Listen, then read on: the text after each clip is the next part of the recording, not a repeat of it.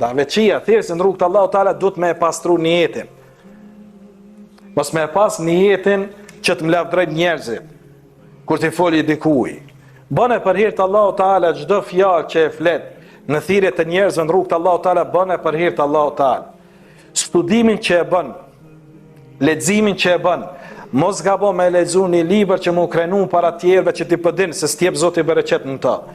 Lexoni libër, mësoni mësim, mësoni meselet e dinit për më afru Allahit, jo për më krenu para robëve të Allahu Teala.